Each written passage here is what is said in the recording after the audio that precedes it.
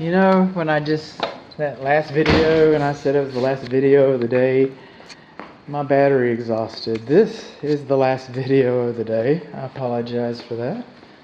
All comments up until this point remain in effect, including me thanking you very much for your business. I don't know if that part got in.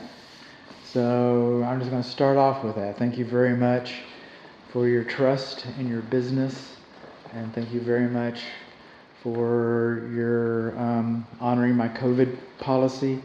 Those things mean the world to my family and I. And I certainly do appreciate that. I just want to take this moment to say thank you. And if you think that I did you some good, if you think I did all right, then a good Google review would be nice. Small business owners really appreciate those. So I could use that. This receptacle outlet's not supposed to be more than 6 inches behind a countertop. And these lights, these little bootleg lights aren't working. Let's see. Turn all this on. Bootleg lights are not working. What's that all about? And I got another breaker in the garage that I'll try. So we got some gaps in the cabinet right here. This tension ball isn't working. Got a little bit of cracking right there and there. I got some movement. More signs of moisture inside the windows. And vapor barriers, you do not lose any efficiency. You won't be able to measure it. Some people can argue that. You don't lose any security. They're ugly. They're ugly. And the Texas Real Estate Commission says that the seal is broken. So it says actual deficiency as defined by the Texas Real Estate Commission. So, coming on along. I'm suspicious over here. So we're gonna double play this. No power here. No power here. Okay, I've been having fun with this all day long. Open sesame. Let's turn the alarm on.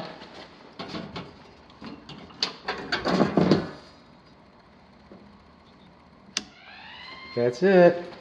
Now we got a few moments. GFCI's retripped. Okay. We've got just a few moments here before it just goes ape. There are the lights on that breaker.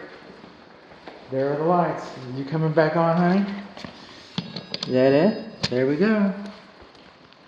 Okay, those lights, that's just an amateurish, unconventional installation.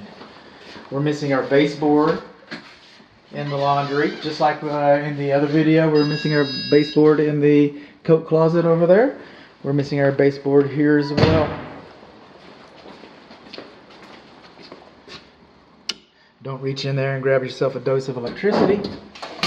No GFCI on that wall, no GFCI on that wall, no GFCI on the ceiling. That's the only GFCI in the garage. And that also works the exterior and the bathrooms. Okay, these extension cords should not be used in a permanent application, and if these fluorescent tubes are permanent installs, then they should have protective prism covers, because when a fluorescent tube breaks, it's pretty nasty. Another video, this is, it looks like a car might have bumped into this, or a lawnmower, I don't know, motorcycle. But anyway, that compromises the fire blocking between the house and the living space. That hole compromises the fire blocking between the garage and the attic. Between the garage and the living space, excuse me. Because at the end of the day, we're trying to encapsulate the attic and the garage in order to protect the living space. At the end of the day, that's what we're trying to do. These are called side sash windows. Sliders. Coming along.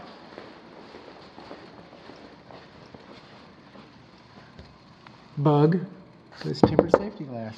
Tempered safety glass. Sliding glass door. Which, by the way, this door was not locked when I got here. By the way, the garage overhead door was not locked when I got here, and the pull mechanism was disconnected, so anybody could have raised that. And I can't remember that door may or may not have been locked, and I don't think it was when I got here. So the back of the house was not secured when I got here.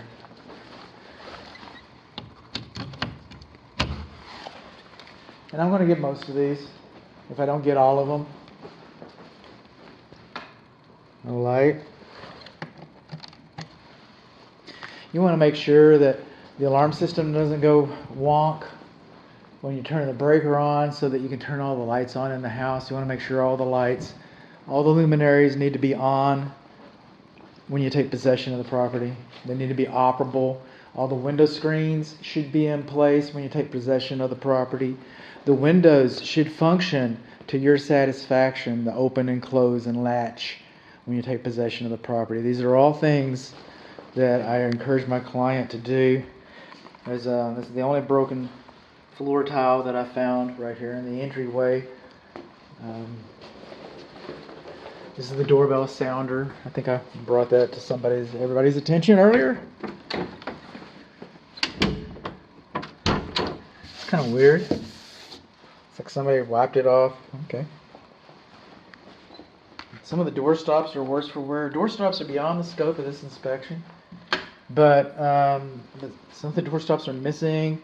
Some of them are beat up pretty good. This fluorescent tube inside the main living area closet, okay, that should have a protective prism cover on it. If that breaks, all that stuff inside that tube is noxious, and it's going to go all over your clothes, especially if you got nice clothes. You know, well, actually anybody's clothes. Nobody needs that on their clothes.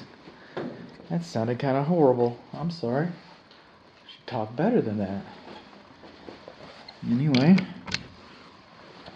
sliding door going into the garage, on the patio. It's kind of a nice feature. I had it open earlier when I aerated the house.